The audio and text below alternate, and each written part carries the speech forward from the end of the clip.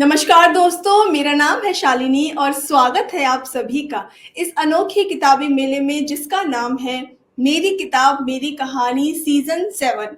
नया सीज़न, नया reason to grow. So good evening friends, कैसे हैं आप सभी? फ्रेंड्स, आज एक बार फिर से हम हाजिर हैं आपके सामने डे 8 लेकर।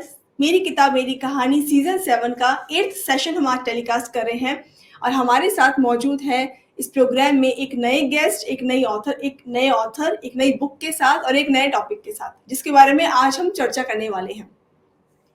आज हम बात करेंगे रहस्यमयी कहानी के बारे में। आज हम बात करने वाले हैं मिस्ट्री स्टोरी के बारे में। जब एक नॉवल लिखी जाती है और जब एक रहस्यमय कोई कहानी गढ़ी जाती है, तो उसको लिखने के पीछे बहुत सारे पॉइंट्स होते हैं, बहुत सारे उतार-चढ़ाव होते हैं, बहुत कुछ सोचा जाता है। एक ऐसी कहानी जो आपको शुरुआत से लेकर आखिर तक पकड़ के रखे, बाँध के रखे। एक रीडर ऐसी स्टोरी पढ़ना चाहता है जिसमें उसको एंड तक पता ना चले कि आखिर इस स्टोरी में आखिर में क्या होगा, और स्पेशली जब वो कोई मिस्ट्री स्टोरी हो, कोई रहस्यमय स्टोरी हो। तो आज हम ऐसी ही एक किताब आपके सामने लेके आए हैं, ऐसी बुक लेके आपके सामने आए हैं, एक ऐसी नॉवल आपके सामने लेके आए हैं जो रहस्य से भरी हुई है, मिस्ट्री से भरी हुई है। क्या कुछ है इस कहानी में, इस कहानी का सार क्या है, इस कहानी के पात्र कौन है और कैसे इस कहानी को रचा गया है हमारे ऑथर के थ्रू, वो हम अपने ऑथर से ही जानेंगे। सो इससे पहले कि हम प्रोग्राम को शुरू करें, उनका एक क्विक इंट्रोडक्शन मैं आपके साथ शेयर कर रही हूँ ताकि आप उनके साथ ईजिली कनेक्ट कर पाएँ। सो जो ऑथर आज हमसे जुड़ रहे हैं, he is a postgraduate in psychology, an international radio cricket commentator and TV panelist. He has co-edited 5 World Cup. He is an expert trainer in emotional intelligence. He knows 6 languages. So without any further delay, मैं बुलाना चाहूंगी हमारे आज के guest को, जिनका नाम है R Giridharan ji. Good evening sir, कैसे हैं आप? गुड मॉर्निंग, नमस्कार शालिनी जी। मैं बिल्कुल ठीक हूँ और जितने भी दर्शक हैं उनको भी मेरा नमस्कार। सर, आज स्वागत है आपका हमारे प्रोग्राम में। आपसे बातचीत करके हमें बहुत कुछ जानने को मिलेगा। मुझे पूरी उम्मीद है कि जो स्टोरी, जो बुक आज हम लेकर के आए हैं और जिसके बारे में आपसे हम डिस्कशन करेंगे, रहस्यमय और फैंटेसी और इंटरेस्टिंग होगी बहुत ज़्यादा। तो सबसे पहले हम आपका स्वागत करते हैं इस प्रोग्राम में और आपसे जानना चाहेंगे कि आपको कैसा लग रहा है इस प्रोग्राम से जुड़कर? मुझे बहुत अच्छा लग रहा है शालिनी जी। पहले तो थोड़ा-सा ये मैं माफ़ी चाहूँगा, एक्नॉलेज दूँगा क्योंकि 1-2 बार शायद इसको पोस्टपोन करना पड़ा क्योंकि कुछ ना कुछ हो गया था। तो जी, इसके लिए मैं आपसे भी और दर्शकों से थोड़ा मतलब माफ़ी चाहता हूँ कि कोई मेरे दिक्कत कारण नहीं। कुछ डिफ़िकल्टी हुई होगी। पर वैसे तो बहुत अच्छा लग रहा है मुझे और मैं देख रहा हूँ कि आपके पीछे इतनी सारी किताबें हैं और मैंने आपके प्रोग्राम के 1-2 वर्ज़न देखे भी थे क्योंकि जब से आपने जी, कॉन्टैक्ट किया तो मुझे काफ़ी अच्छा लगा। आप लोग काफ़ी रिसर्च करते हैं और जब सवाल पूछते हैं तो आप अच्छा मौका देते हैं ऑथर को अपनी जो भी उनके अंदर की बात है, जो वो मैसेज देना चाहते हैं रीडर को या ऑडियंस को, उसका भी आप बहुत अच्छा मौका देते हैं। तो मुझे ये प्रोग्राम से जुड़ने थैंक में यू बहुत सर। खुशी हो रही है। Thank you sir. आपके मुँह से ये तारीफ़ सुनकर, जो अपने आप में बहुत बड़े वक्ता हैं, बहुत अच्छा बोलते हैं, उनसे ये तारीफ़ सुनकर बहुत अच्छा लग रहा है। Thank you so much sir. नहीं बिल्कुल, जो मैंने कहा वो सही कहा। चलिए। तो सर, अब हम आपके बारे में प्लीज़ जानना चाहेंगे, हमारी ऑडियंस जानना चाहेंगी। आप प्लीज़ अपने बारे में थोड़ा बताइए, आप कहाँ से बिलॉन्ग करते हैं, फैमिली में कौन-कौन है, अभी आप क्या कर रहे हैं? प्लीज़। हाँ, मैं बिलॉन्ग करता हूँ तमिलनाडु से, ठीक है? तमिलनाडु का इसलिए तमिल मेरी मातृभाषा है, पर मैं जैसे कि आपने कहीं इंट्रोडक्शन में बताया 6 भाषा, तो जी, मैं तो मुझे हिंदी भी आती है, मलयालम भी आती है, पंजाबी भी आती है, इंग्लिश तो आती ही है और मुझे संस्कृत भी का काफ़ी ज्ञान है और मैंने मैंडरिन भी सीखना शुरू किया, चाइनीज़ मैंडरिन भी बीच में शायद शुरू किया। वो अभी तक वो नहीं पहुँची है। मराठी भी मैं बोलचाल की कर लेता हूँ, अभी मैं बॉम्बे में हूँ, तो मराठी अच्छा, बोलचाल में हो जाती है। साइकोलॉजी मेरा सब्जेक्ट है, मैंने उसी में पोस्ट ग्रेजुएशन किया है, जिसमें इमोशनल इंटेलिजेंस में मेरा बहुत एक मतलब एक रुचि है, वो स्पेशलाइज़ेशन है और काफ़ी काउंसलिंग की भी मैं करता हूँ। मैं रिज़र्व बैंक में नौकरी करता हूँ, मैं इस समय रिज़र्व बैंक में चीफ जनरल मैनेजर हूँ और जो कमेंट्री है स्पोर्ट्स की, जी, वो भी मैं बहुत जगह करता हूँ, ऑल इंडिया रेडियो में करता हूँ, दूरदर्शन में करता हूँ। कई वर्ल्ड कप भी मैंने कवर किए, टेस्ट मैच किए हैं, वनडे इंटरनेशनल किया है और बाकी लॉन टेनिस की भी मैंने कवरेज किया है और टीवी अच्छा। में कभी-कभी पैनल मतलब टीवी में लॉन टेनिस की कवरेज वगैरह की है और पैनल डिस्कशन में भी मैं जाता हूँ। तो मेरे मेरी पत्नी आर्किटेक्ट है, उसका नाम सुचित्रा है और मतलब आर्किटेक्ट होता है कि वो तो सब बिल्ड करना जानती हैं, तो मेरे लाइफ हुँ। को, मेरे करियर को मेरी पत्नी ने बना दिया, बिल्ड कर दिया। क्या बात है सर! मेरी एक बेटी है उसका नाम है अवंती, वो इस समय एमबीए के फर्स्ट ईयर में है। मेरे पिताजी अब नहीं रहे। अब मेरी माताजी का नाम मैथिली है और वो अभी चेन्नई में है। हम लोग मुंबई में हैं। Alright sir. सो सर आपकी हॉबीज़ हम जानना चाहेंगे। आई एम श्योर आपको आप कैमरे से काफ़ी फ़ैमिलियर हैं क्योंकि इतना कुछ आप कर रहे हैं लाइफ़ में, जीवन में इतना कुछ आपने अचीव भी किया है। कैमरे से आप फ़ैमिलियर हैं।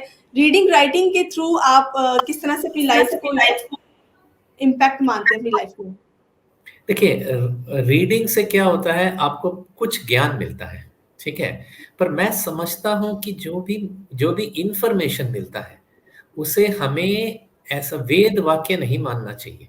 ऐसा नहीं कि हमने हुँ, किसी किताब को पढ़ लिया और उसमें जी, कुछ लिखा है, तो हमें लगा कि भई उस किताब में लिखा तो इसका मतलब सही है, ऐसा ज़रूरी नहीं है।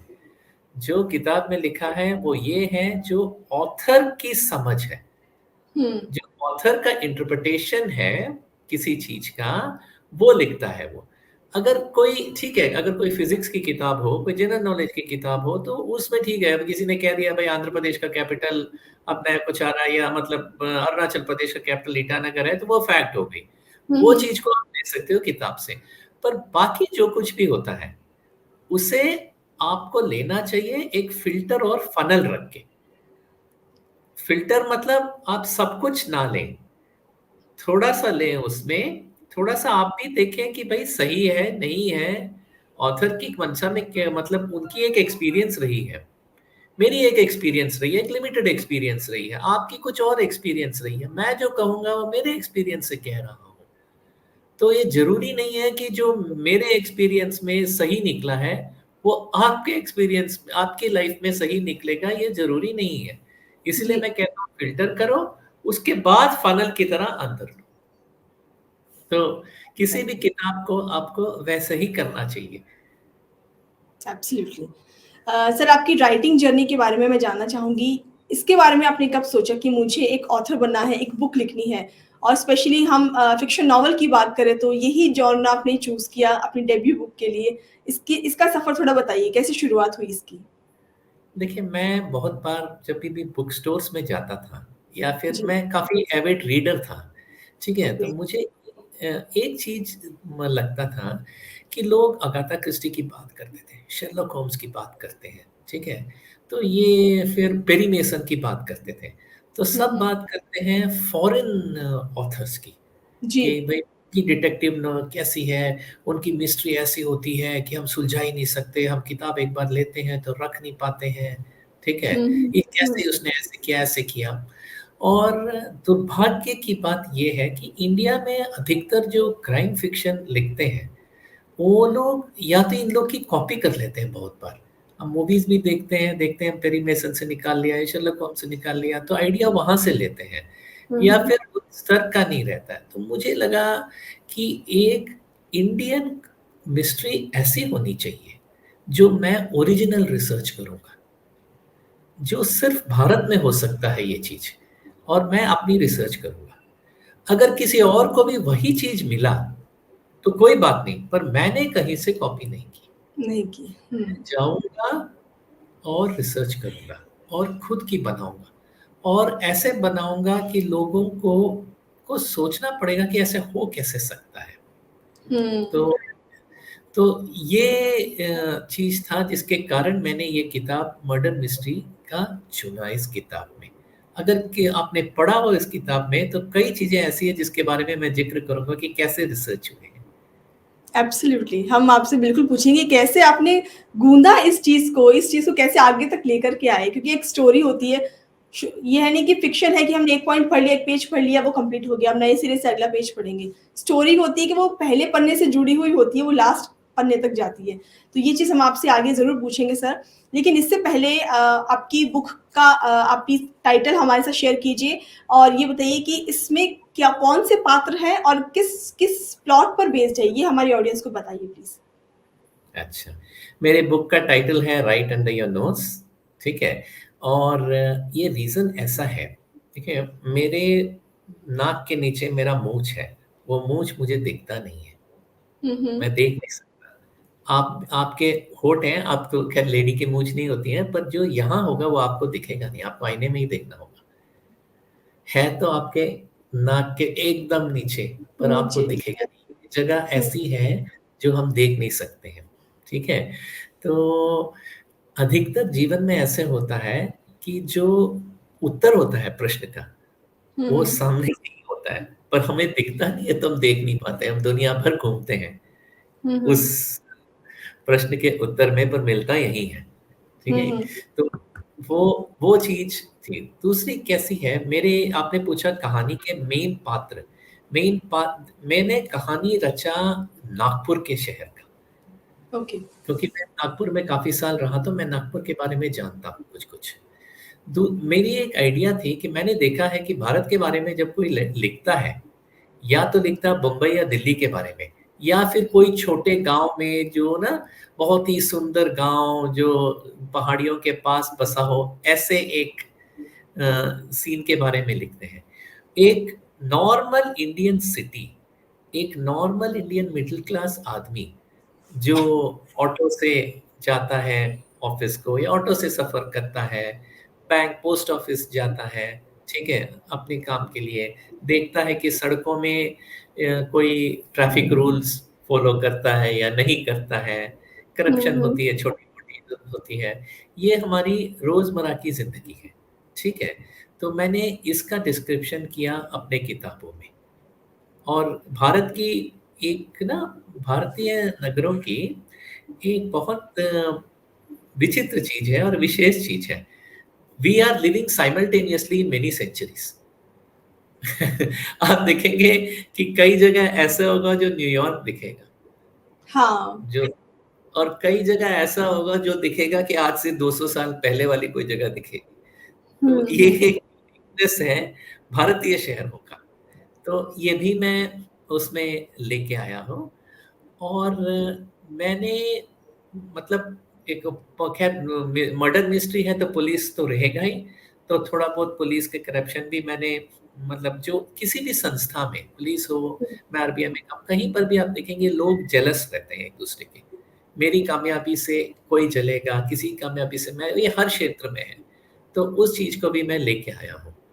तो मेरे इसका मेन पात्र है, और ये एक विशेषता मेरी किताब की है, जो किसी किताब में नहीं है। आप देखेंगे जो भी आप डिटेक्टिव स्टोरी पढ़ेंगे, हुँ, जैसे अगाथा क्रिस्टी में हरक्यूल पोयरोट नंबर 1 डिटेक्टिव है, या हुँ। फिर इसमें शर्लक होम्स नंबर 1 डिटेक्टिव है, पेरी मेसन नंबर 1 डिटेक्टिव है। तो सभी उनको देख के कहते हैं, हाँ, हाँ, कितने महान हो, कितने महान हो। ये चलता है। मैंने क्या किया कि 2 को समान दर्जा दिया, 2 डिटेक्टिव्स को समान दर्जा दिया। एक विजय और एक पद्मिनी। तो पहली बार है कि 2 डिटेक्टिव इक्वली कैपेबल है। दूसरी बात, एक औरत और एक आदमी, दोनों समान तौर पर हैं। ऐसा नहीं है कि जैसे वो होता है उसमें कि भाई जो लेडी है वो खाली अपनी मतलब लेडी लाइक चीज़ों के लिए है और काबिलियत नहीं है, खाली उसके सेकंड फीडिंग है मर्द की, वो नहीं किया मैंने। मैंने पद्मिनी को उतना ही इम्पोर्टेंस, उतना ही रोल और उतना ही कंट्रीब्यूशन दिखाया है जो विजय का है। दोनों ओके। में अलग स्ट्रेंथ्स हैं, विजय और पद्मिनी दोनों में अलग-अलग स्ट्रेंथ है, और दोनों एक दूसरे के साथ टीम वर्क करते हैं। जी। और उससे इस मिस्ट्री जो लगता है कि बहुत ही डिफिकल्ट मिस्ट्री है, उसको ये लोग सुलझाते हैं। तो ये इसके ये 2 पात्र हैं, और एक बैकग्राउंड में एक स्लो बर्न रोमांस आ जाता है। तो ये रोमांस फास्ट नहीं है, बट स्लो बर्न है बैकग्राउंड में, क्योंकि ओके, इस इश्यू को रिजॉल्व करते करते ये रोमांस भी बिल्ड हो जाता है।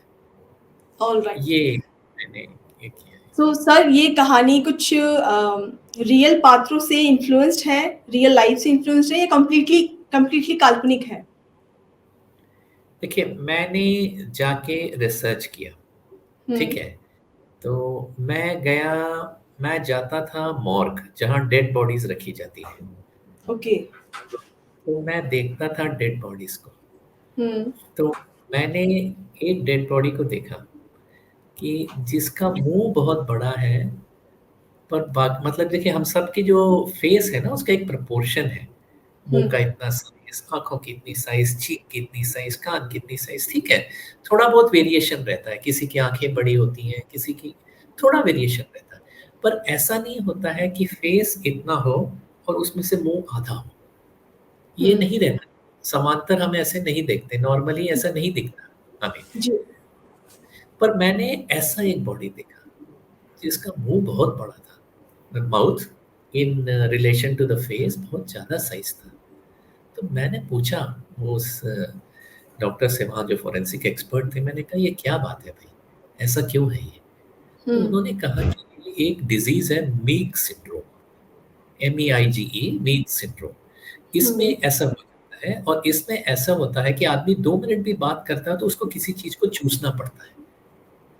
किसी हुँ, चीज़ पे भी वो मुँह में किसी चीज़ को मुँह में लगाना चाहता है और कुछ लिक्विड लाना चाहता है। और ये लोग पानी ऐसे ग्लास से कम पीते हैं, चूस के पीते हैं।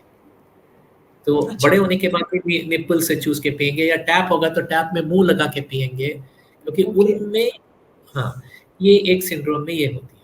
जब मैंने इसको देखा, तो मुझे मर्डर का एक आइडिया आया कि अच्छा, तो ऐसे अगर कोई आदमी इससे सफ़र मतलब इस सिंड्रोम से सफ़र करता है, तो हुँ, भई उसको साथ कैसे मतलब ट्रैप किया जा सकता है, ये है। तो मैंने ये बात वहाँ देखा कि मतलब, तो ये तो एक तरह से ये रियल है, क्योंकि अगर कोई आदमी इससे सफ़र करता है तो ऐसे चीज़ें वो करेगा। पर ओके, कल्पना ये है कि मैंने वो की चीज़ किया, अपनी फिर ऐड की उसमें। दूसरी ओके बात सर। मैंने हाँ, दूसरा मैंने देखा, मैं गया अ, वैसे इंडिया को फॉरेन में कहते हैं लैंड ऑफ स्नेक चार्मर्स, पर मुझे हुँ, नहीं हुँ, लगता है कि शालिनी जी, आपने या किसी ने भी देखा हो कि स्नेक चार्मर स्नेक को ट्रेन कैसे करता है। हुँ, हुँ, मैं मैं गया एक स्नेक चार्मर के पास, मैं उसके साथ 6-7 दिन रहा, और मैं देखता था उसने कैसे उनको ट्रेन किया, क्या-क्या करता था। और उसने एक बात मुझे बताई, फिर मैंने जो बात उसने मुझे वहाँ बताई, मुझे आश्चर्य लगा जो उसने बात बताई। फिर मैंने जाके वो बात मैंने टॉक्सिकोलॉजिस्ट को पूछा कि क्या ये सच कह रहा है ये आदमी? उन्होंने कहा हाँ, ये सच है। हमने भी रिसर्च में देखा है ये बात। फिर मैंने सोचा इसको भी कहानी में लगाते हैं। तो हुँ, हुँ, इसको भी मैंने कहानी में लगाई। तो मतलब इसीलिए मैं कहता हूँ, मैंने ओरिजिनल रिसर्च किया है, ग्राउंड पे जाके रिसर्च किया है। इसीलिए इस कहानी में जो मिस्ट्री है वो कहीं और नहीं दिखेगी हमें। एब्सोल्युटली। इट मीन्स ये कुछ कुछ तो इन्फ्लुएंस्ड है रियल हमारी रियल लाइफ से, लेकिन बाद में जो आपने स्टोरी बनाई है वो एक एक क्रिएटिविटी की तरफ है, काल्पनिक है वो स्टोरी जो जो उसमें घटित होता है। बिल्कुल, बिल्कुल सही कहा आपने। ओके। तो सर आपने जैसे 2 डिटेक्टिव्स की अभी ज़िक्र किया, एक मेल है, एक फीमेल है। एक आपके हिसाब से एक डिटेक्टिव में क्या गुण होने चाहिए, क्या विशेषता होनी चाहिए एक अच्छे डिटेक्टिव में कि वो अपने अपने जो इश्यू है उसको रिज़ॉल्व कर ले, अपनी मर्यादा में रहते हुए रिज़ॉल्व करे, तो आपके अकॉर्डिंग क्या गुण होने चाहिए एक रियल डिटेक्टिव में? मैंने हमेशा ये सोचा है, ठीक है, कि एक सुपर पर्सन, सुपरमैन या सुपर वुमन के से ज़्यादा बेहतर ये रहता है कि एक टीम हो।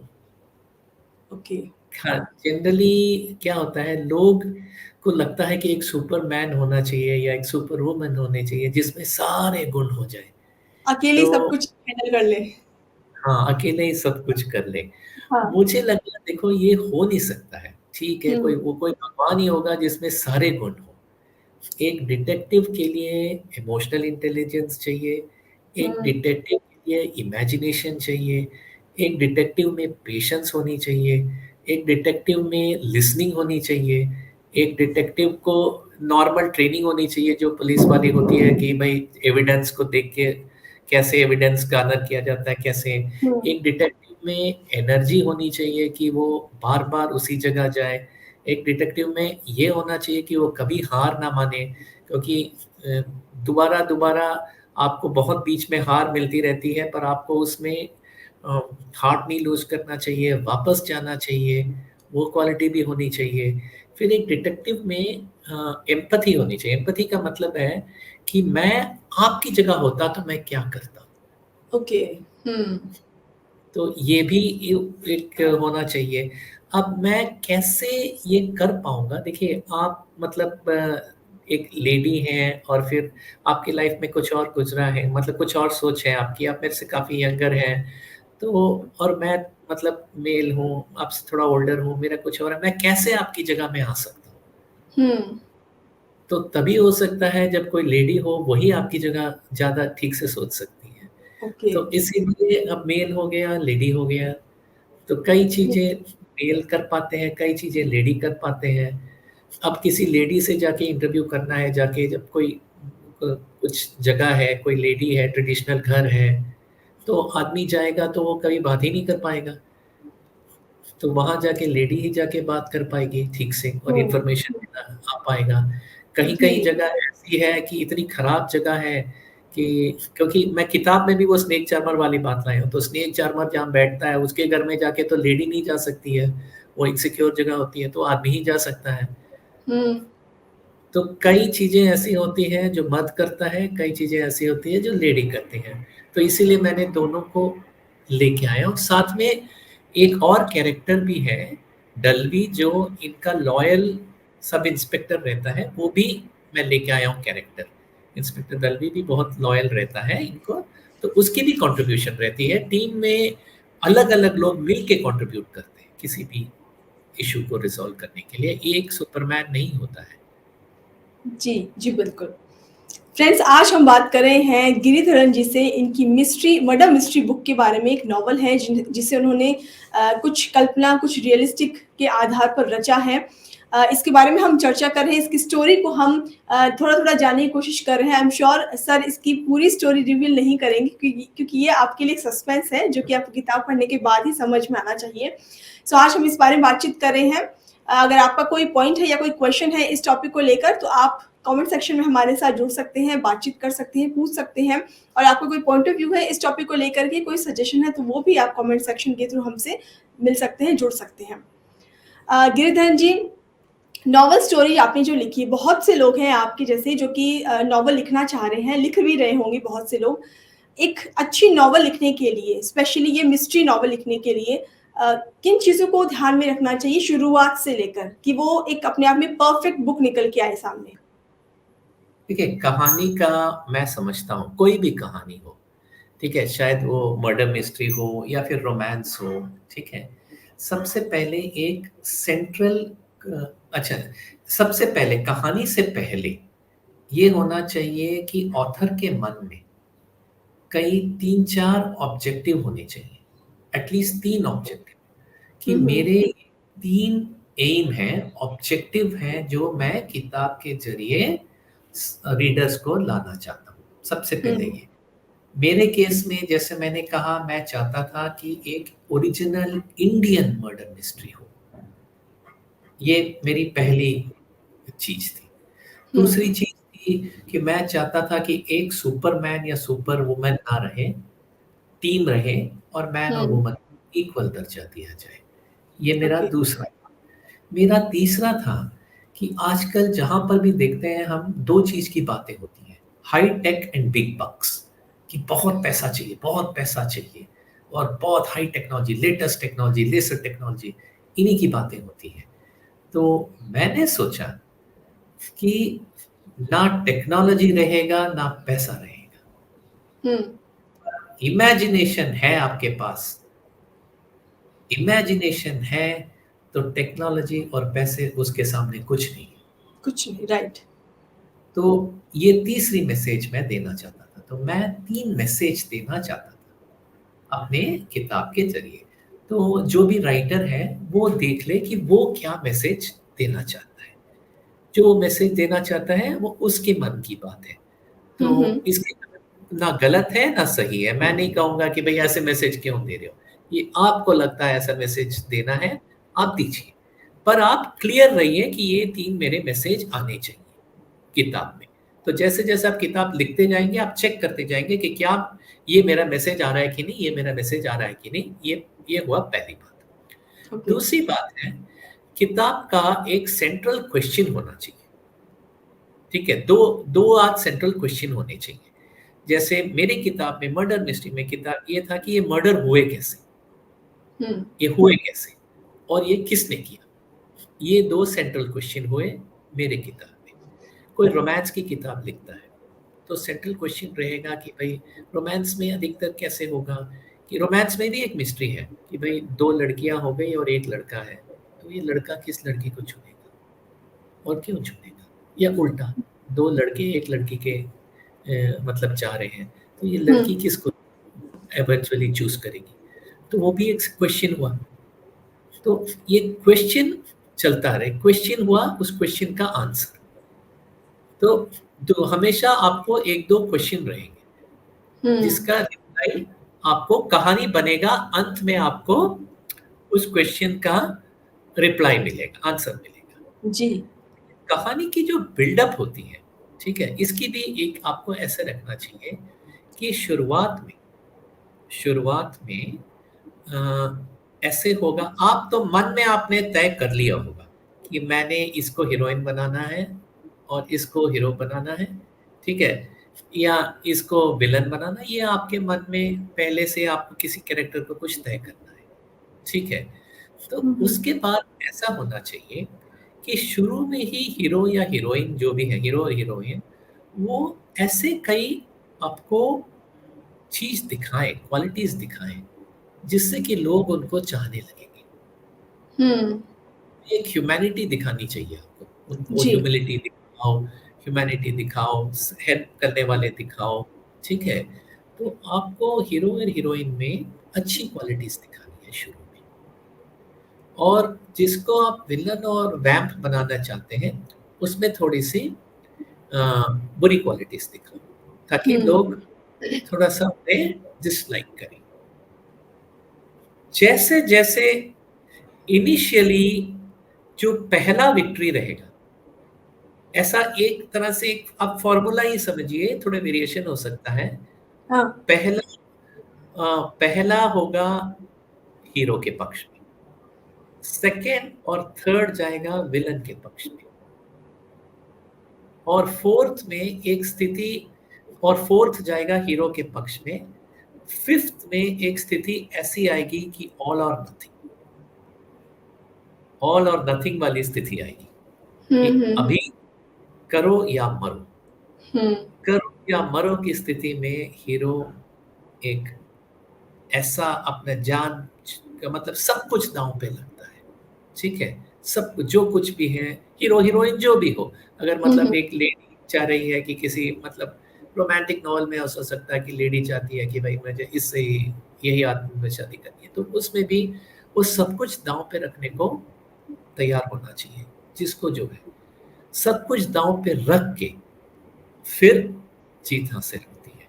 विलन में भी हमें बहुत स्ट्रेंथ दिखाना चाहिए, विलन या वैम्प जो भी हो, उसमें भी स्ट्रेंथ दिखाना चाहिए, तभी जितना स्ट्रॉन्ग विलन प्रतिद्वंदी हो, उतना स्ट्रॉन्ग आप हो रहे हो उसको हराने में। तो मैंने भी अपनी किताब में जो मेन विलन है, वैम्प है, वो एक लेडी है। वो ओके। इतनी चालाक लेडी है, इतनी चालाक लेडी है कि वो मर्डर भी करती है और सारे सबूत मिटाती रहती है। पहले सबूत देती ही नहीं, फिर वो इन्फॉर्मेशन उसको बराबर मिलता है कि ये लोग कैसे इन्वेस्टिगेशन करते हैं और सबूतें मिटाती रहती है। हम्म। एंड में ऐसा लगता है कि कुछ भी सबूत रहा नहीं, लास्ट सीन जब आता है ऐसा लगता है कि कोई सबूत नहीं। तो ये एक तरह से फॉर्मूला बनती है। आप इस फॉर्मूला को अपना सकते हैं। शुरुआत का जो चैप्टर होगा, वो उस चैप्टर में आपको दिखाना होगा कि समथिंग अनयूजुअल इज हैपनिंग। पहला पेज, पहले 2 पन्ने ऐसे होने चाहिए कि कुछ अनयूजुअल हो गया, हुँ, तभी लोग देखेंगे। जी, तो ये जी। एक तरह से मैं समझता हूँ ब्रॉड फॉर्मूला है किताब लिखने की, कोई भी सर किताब। आपने बिल्कुल, आपने बहुत सारे आई एम श्योर ज ऑडियंस जो सुन रही है उन्हें आइडियाज़ दे दिए हैं कि अगर उनके माइंड में भी कोई ऐसी मिस्ट्री है या ऐसी कोई छोटी-सी भी कोई एक घटना है जो उन्होंने देखी है, उससे रिलेट कैसे करना है, कैसे बिल्ड करना है, फिर एंड में कैसे ले जाना है। आपने स्टेप बाय स्टेप एक एक क्लास की जैसे आपने सारी चीज़ बता दी कि अगर आपको इस मिस्ट्री नॉवल लिखनी है तो कैसे लिखनी चाहिए। थैंक यू सो मच इस बेहतरीन कन्वर्सेशन के लिए सर। Thank you. सर एक चीज़ और मैं आपसे पूछना चाहूँगी क्योंकि जो मिस्ट्री स्टोरीज़ होती है उसका एंड सबसे ज़्यादा इम्पोर्टेंट, सबसे ज़्यादा ध्यान में रखने लायक होता है और उसको बनाते समय भी काफ़ी चीज़ों का ख़्याल रखना पड़ता है एक राइटर को। आपने जो बुक लिखी है, इस बुक का एंड इसका जो एंड ही बोलूँगी मैं इस ये लिखने के लिए आपको कितना कुछ सोचना पड़ा या क्या मेहनत करनी पड़ी या टाइम लगा इसको लिखने में? इस क्लाइमैक्स को लिखने में कितना समय लगा आपको? देखिए, क्लाइमैक्स में मुझे ज़्यादा समय उतना नहीं लगा, ठीक है? अच्छा।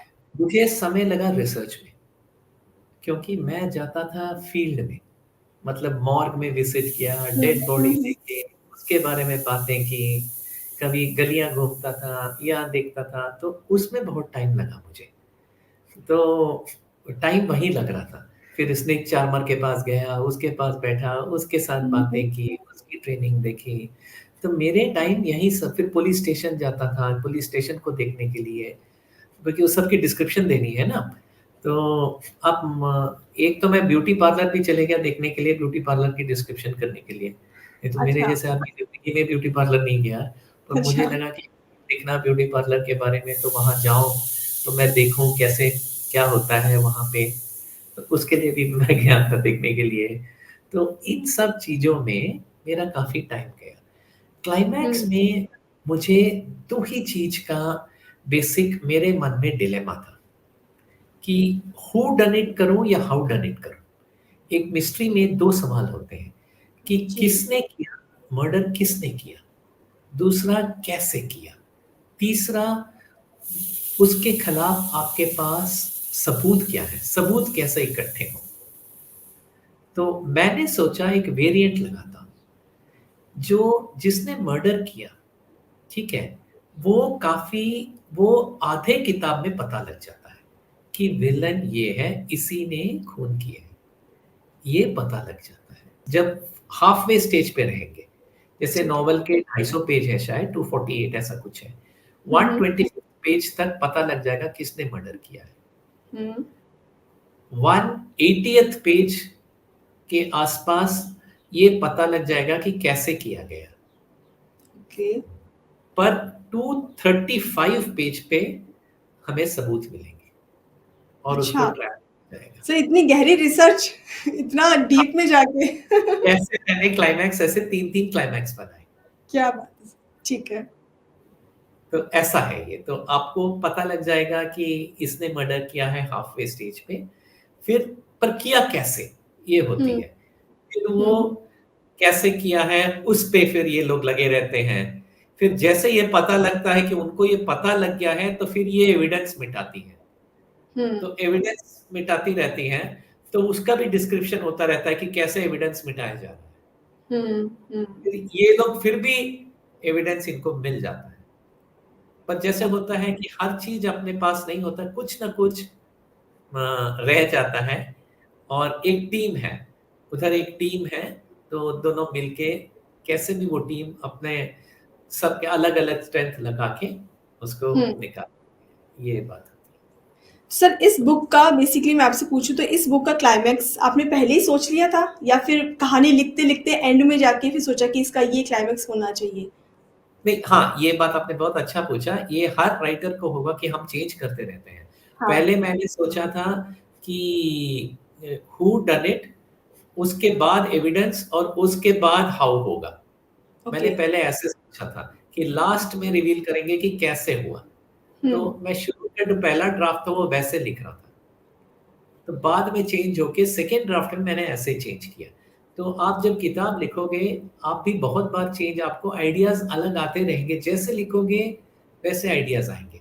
कभी आप हुँ, पढ़ोगे, कोई और किताब पढ़ोगे, आपको लगेगा शायद ये अच्छा था। या कभी बातचीत होगी, जैसे मेरे से कोई बात कर सुन रहा है मेरी बातें, मेरी और शालिनी जी के बीच में जो बातें हो रही हैं, वो कोई और सुन रहा है। तो हो सकता है आपको लगे कि चलो ये ऐसे ये बोल रहे हैं, हो सकता है इसमें बेहतर हो। या किसी मूवी देख ली आपने, मूवी का कुछ देखा, आपको लगा कि ये क्यों ना मैं यहाँ ले आऊँ। हुँ, तो हुँ। इसीलिए किताब आप जब लिखोगे तो काफ़ी बार चेंज होते रहेगा। तो ऐसा नहीं जी। होता है कि भई एक स्ट्रीम में पहुँच गए यहाँ से वहाँ, दिल्ली से बॉम्बे पहुँच गए, ऐसा नहीं होता किताब में। Okay, okay. सो सर अब हम अपने अगले सेक्शन की तरफ बढ़ चुके हैं that is called my journey secrets. तो मैं आपसे कुछ क्वेश्चंस करने वाली हूँ क्विकली, आपको उसका क्विकली आंसर देना है। सो आप तैयार हैं इसके लिए? बिल्कुल, बिल्कुल। मेरा पहला सवाल है आपसे, आपके हिसाब से ज़िंदगी की सफलता कब है? मैं समझता हूँ कि जब तक आप तंदुरुस्त हो और आप खुश हो, तब तक आप हुँ, सफल। इसी को सफलता मानता हूँ मैं। तंदुरुस्ती, संतोष, ये 2 चीज़ चाहिए, यही सफलता है। कोई 10 करोड़ पा के भी ना तंदुरुस्त होता है, ना खुश होता है, ना संतुष्ट जी, होता है। उसको लग रहा है 11वाँ करोड़ कब आएगा? बिल्कुल, तो वो बिल्कुल। सफलता नहीं है, ठीक है? कोई 2 वक़्त की 2 रोटी खा के भी खुश है, तंदुरुस्त है। हुँ, मुझे मतलब मैं एक बात बताता हूँ, मैंने एक बहुत बड़े होटेलियर से बात की थी। तो उन्होंने कहा, यार ये होटल पूरा मेरा है। ऐसे मेरे 6 होटल हैं, पर मेरी बीमारी लिवर की है, डायबिटीज़ की है। मैं ओके। खाली एक छोटा-सा कुछ लिक्विड लेते हैं जिसको पानी, मैं खाली ये खा सकता हूँ। मैंने कहा, दुनिया को आप खिलाते हो सब कुछ। हुँ, है, ग्रीक है, मेक्सिकन है, चाइनीज़ है, south Indian, north Indian, Gujarati, जो माँगो उनके वहाँ मिलेगा। वो खुद कुछ नहीं खा सकते। तो मतलब तंदुरुस्ती होती तो वो एन्जॉय कर सकते हैं उस लाइफ़ को। बिल्कुल, बिल्कुल ठीक कह तो रहे हैं आप। मैं समझता हूँ कि तंदुरुस्ती चाहिए और संतुष्टि चाहिए, और इसी में सफलता है, बाकी तो मतलब नहीं है। Okay, okay. दूसरा सवाल है मेरा, ज़िंदगी का वो दौर जिसे आप दोबारा जीना चाहेंगे? हाँ, अभी पिताजी मेरे रहे नहीं, तो मैं चाह वो टाइम जब मेरे पिता, मेरे माता, फिर मेरे सास-ससुर भी, मेरी सिस्टर, एल्डर, सब पूरी जो जॉइंट फैमिली कभी एकत्र होती थी हुँ, और एक साथ कुछ न कुछ फंक्शन करते थे, उसमें हुँ। बहुत अरे तो वाह! तो मतलब वो दोबारा जीना चाहूँगा जीना अगर। चाहेंगे। ओके, अगला सवाल है, आपकी राइटिंग जर्नी का सबसे टफ़ेस्ट पीरियड?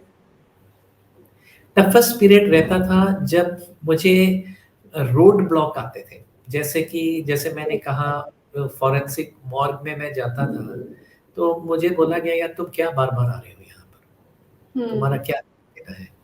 हाँ, हुँ, तो मुझे 3-4 महीने तो आने भी नहीं दिया गया। फिर वो चेंज किए मत फिर वहाँ कोई आदमी चेंज हुआ, फिर हुँ, उन्होंने मुझे अलाउ किया जाने के लिए। तो उस दौरान मुझे लगा, यार अब तो मैं नहीं लिखूँगा। कैसे लिखूँगा आगे? मेरी तो हुँ, रिसर्च नहीं आती है, कैसे लिखूँगा? तो और कभी-कभी ऐसे होता है कि देखिए राइटिंग में क्रिएटिव आइडिया कभी-कभी आते नहीं हैं। कभी आप लिख रहे हो तो आपको क्रिएटिव आइडिया आता नहीं है। हुँ, कभी-कभी ऐसे होता है, आप अपना लिखा हुआ ड्राफ्ट किसी को दिखाते हो और वो बोलता है, हुँ। यार ये कोई कहानी है? ये हाँ, कोई है? तो फिर उस समय लगता है, यार इसका मतलब है कि अगर रीडर को अच्छा नहीं लग रहा है तो अभी क्यों लिखूँ? हाँ, हाँ। लोगों को अच्छा नहीं लग रहा है, जिसको मैंने दिखाया वो कह रहा है, ये कुछ लिखा है क्या? ये तो खैर कोई नहीं पढ़ने वाला है भई। हुँ, ऐसे हुँ, ऐसे रिमार्क्स आते हैं। तो ये सब जर्नी में आपको हर राइटर को आएगा ही, हुँ, हर राइटर को आएगा। आपको पता नहीं कितने लोगों को ये इस चीज़ का ज्ञान है, जब अमिताभ बच्चन ऑडिशन देने गए, तो ऑल इंडिया रेडियो पूना ने उनको अ, मतलब रिजेक्ट कर दिया, कहा आपकी आवाज़ अच्छी नहीं है। आप अच्छा। सोच लीजिए। तो हुँ, हुँ। तो ये होता है रिजेक्शन, सबको फेस करना मिलता है। पड़ता है, क्रिटिसिज़्म फेस करना पड़ता है, वो टफ टाइम्स होते हैं, जिस पे आपको अपने अंदर में विश्वास रखना चाहिए कि नहीं, बिल्कुल। मेरी कहानी में मैसेज है हुँ। और उस मैसेज को लोग पसंद करेंगे। कई लोग पसंद करेंगे, हर कोई पसंद करे ना करे, जी, पर कई लोग होंगे जो पसंद करेंगे। जी। अगला सवाल है मेरा आपसे, जब आप कहीं स्टक हो जाते हैं, तो अपने आप को मोटिवेट कैसे करते हैं? ये मैं क्या कर मेरा तरीका ये है कि मैं स्टक हुआ तो उस चीज़ को थोड़ी देर के लिए छोड़ दीजिए, कुछ और कीजिए। हुँ। फिर अपने आप वापस इंटरेस्ट है, क्योंकि बहुत बार ऐसे होता है हम कोई चीज़ बहुत करते हैं ना, तो हमें उससे बोरियत होती है या गुस्सा हाँ। आता है। तो कई बार कहते हैं ना कि अगर हस्बैंड वाइफ में भी झगड़ा हो गया तो थोड़ी देर यार अलग, मतलब तुम चले जाओ किसी टूर में, चले जाओ 3-4 दिन बाद, फिर ठीक हो जाएगा। तो ये भी हुँ। होता है। तो वही बात यहाँ पर भी है कि भई राइटिंग में थोड़े से हम स्टक अप हो गए हैं। जी। तो राइटिंग ये भी होता है कि आपका ना नेक वगैरह पेन होना शुरू होता है, राइटिंग वाले जो करते हैं, और मैं टाइप नहीं करता, मैं हाथ से लिखता हूँ। ओके, अच्छा। हाँ, मैंने पूरी कहानी हाथ से लिखी है। मैं हाथ से ही लिखता हूँ और फिर मैं भेजता हूँ उसको फ़ोटो खींच के हाँ, एक टाइप के लिए। टाइपिंग के लिए, मैं नहीं टाइप करता। पर हुँ। टाइपिंग वालों के लिए भी यही होता है कि उनका नेक और फिंगर्स में दर्द होगा। तो हाँ। इसीलिए आपको उससे भी रेस्पाइट लेना चाहिए। तो हुँ। इसके कारण भी हमें ब्रेक लेके वापस आना चाहिए। ओके।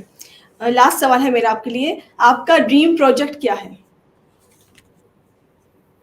मेरा ड्रीम प्रोजेक्ट तो यही है कि भाई मैं एक सक्सेसफुल राइटर, कोच, कमेंटेटर और हैप्पी फैमिली साथ में, यही चाहता हूँ।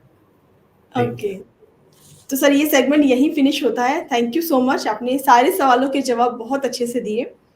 आगे बढ़ते हुए मैं आपसे पूछना चाहूँगी, आपकी बुक के लिए आपके रीडर्स के थ्रू, आपकी फैमिली, फ्रेंड्स इनके थ्रू कैसा रिस्पॉन्स आपको मिल रहा है? क्या फीडबैक मिल रहा है आपको? नहीं, मुझे तो बहुत अच्छा फीडबैक मिला है, क्योंकि पहला एडिशन तो मेरा सोल्ड आउट है, ये सेकंड एडिशन चल रहा है। तो ओके। इसका मतलब है कि फीडबैक बहुत अच्छा हुआ है, काफ़ी अच्छा हुँ। फीडबैक मिला है। और ये दूसरी बात ये है कि इसको न मूवी बनाने की भी कई ऑफ़र्स आ रहे हैं। तो ओके। और कई लोगों ने कहा दूसरा किताब भी लिखिए, तो इसका मतलब है कि मुझे काफ़ी इसमें अच्छी ही फीडबैक मिल रही है। मैं एक चीज़ और भी बताऊँगा, जितने भी हमारे रीडर्स हैं यहाँ पे, और अगर आपकी बुक बनती है, ठीक हुँ। है? तो कई लोग ना किसी चीज़ को लेके नाराज़ भी होते हैं, तो आपके ऊपर नेगेटिव फीडबैक भी देंगे। जी। पर हमें देखना है कि वो नेगेटिव फीडबैक जायज़ है या नहीं।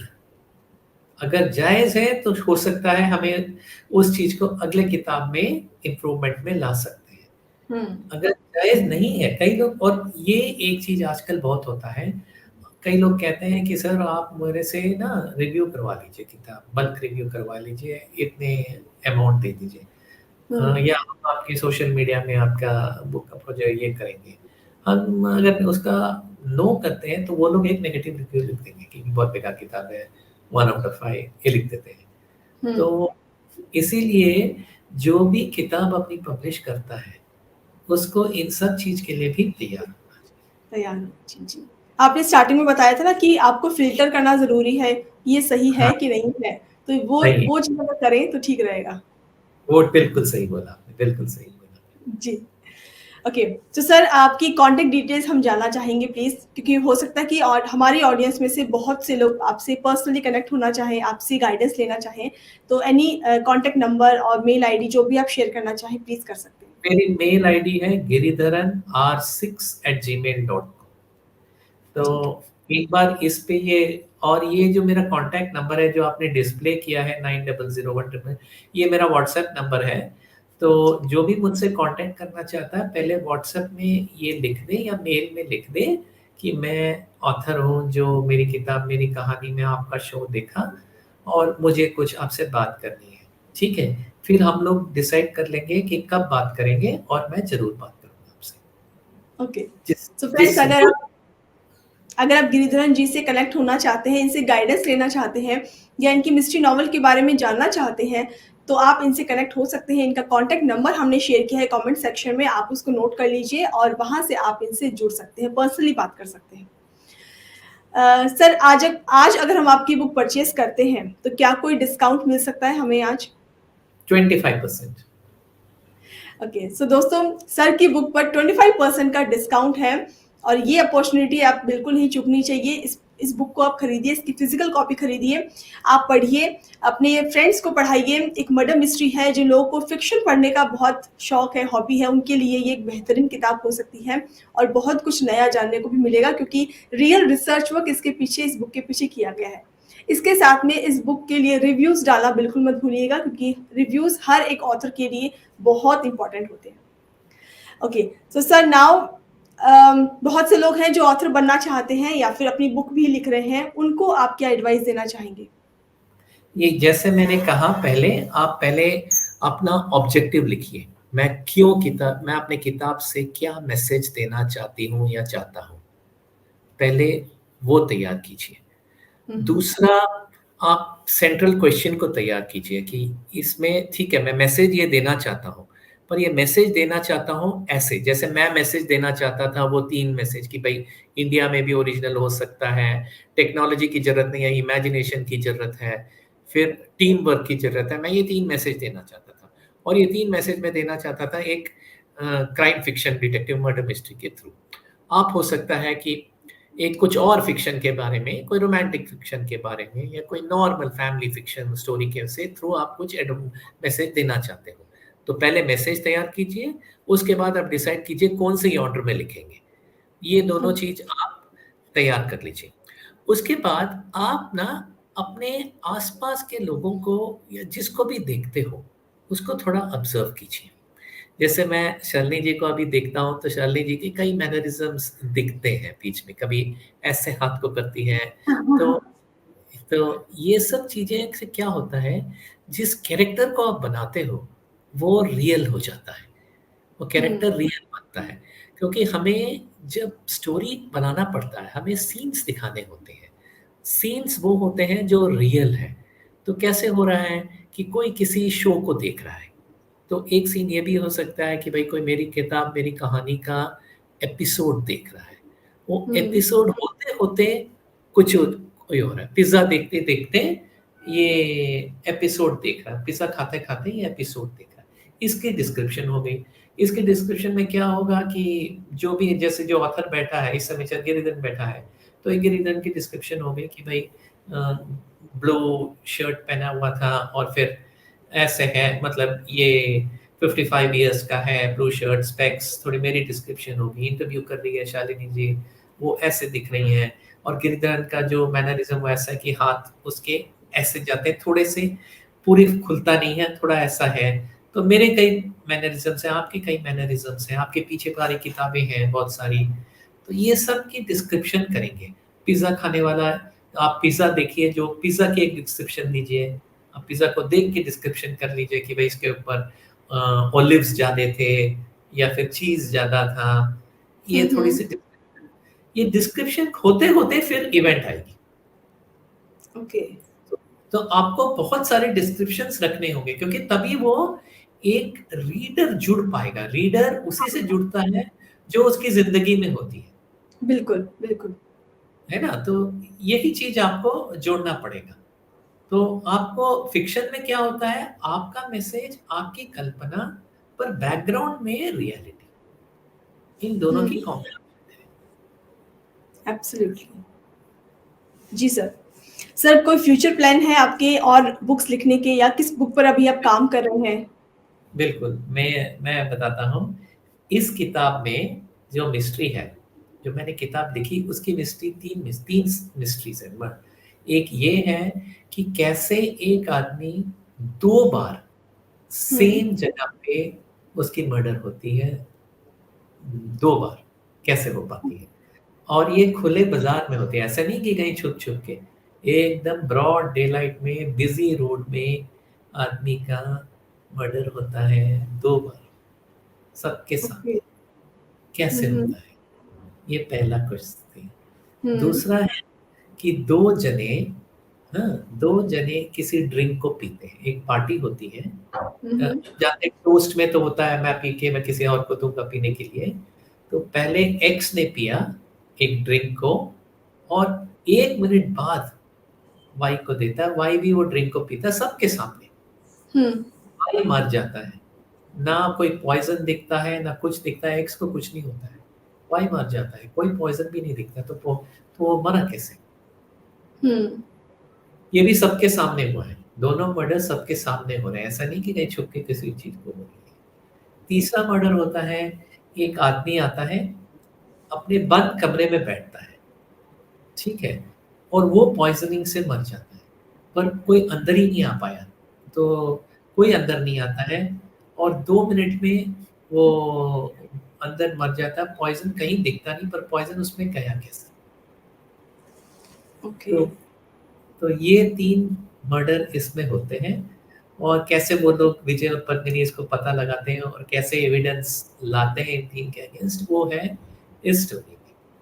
मैंने जो दूसरा स्टोरी सोचा उसमें ऐसा है कि अगर आदमी अ, क्लोज़्ड डोर्स में है, ठीक है?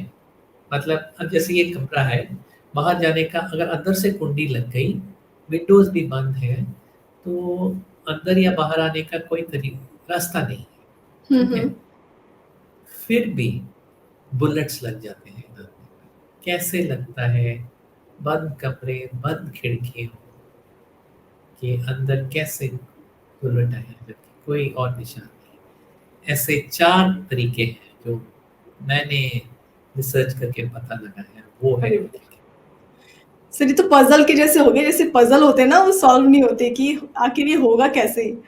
तो वैसे ही हाँ, आपने 4 इंसिडेंट्स बताए हमें। तो इसमें 3 इंसिडेंट हैं, उसमें 4 इंसिडेंट हैं। ओके। सो नेक्स्ट भी उसका मतलब आपकी एक मिस्ट्री मिस्ट्री बुक ही आने वाली है अगली भी हुँ, आपकी। और उसका मैंने नाम रखा है कार्मिक पेबैक। तो मैं ओके। ये मेरा मैसेज ये है कि जो भी हम कर्म करते हैं, सूद समेत उसका फल मिलता है।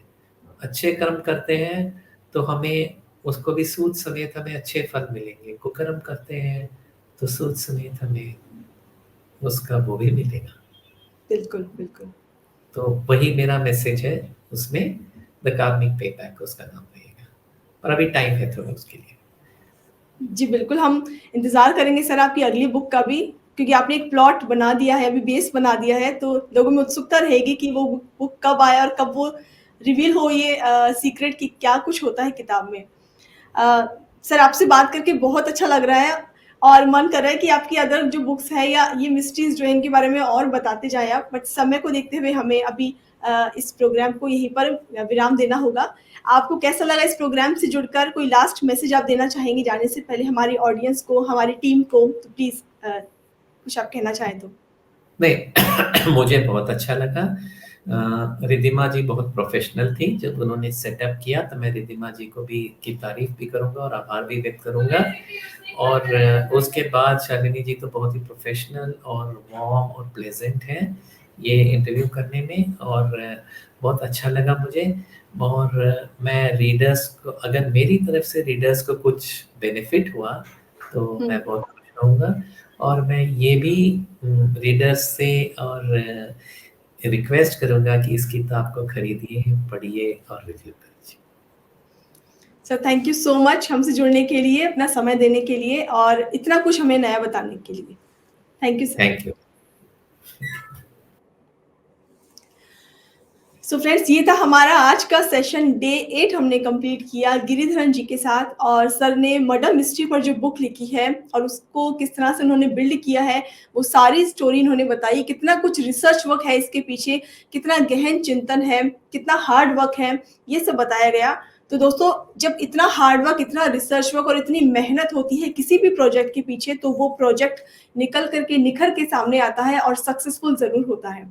आई एम श्योर आपको आज का डिस्कशन पसंद आया होगा। आज की मर्डर मिस्ट्री की स्टोरी आपने कि कुछ ना कुछ आपने क्लू लगा ही लिया होगा कि आखिर इस बुक में होगा क्या, लेकिन कंप्लीट जानने के लिए आपको इस बुक को परचेज करना होगा। तो इस बुक पर 25% का डिस्काउंट है। इस बुक को परचेज करने का लिंक हमने कमेंट सेक्शन में शेयर किया है, आप वहां जाकर के इस बुक पर क्लिक कीजिए और फर्स्ट 24 आवर्स के लिए इस बुक को आप खरीद सकते हैं। इस पर आपको डिस्काउंट मिल जाएगा। तो मिलते हैं आपसे नेक्स्ट एपिसोड में एक नए ऑथर के साथ, एक नई बुक के साथ, एक नए टॉपिक के साथ। तब तक के लिए हंसते रहिए, मुस्कुराते रहिए। धन्यवाद।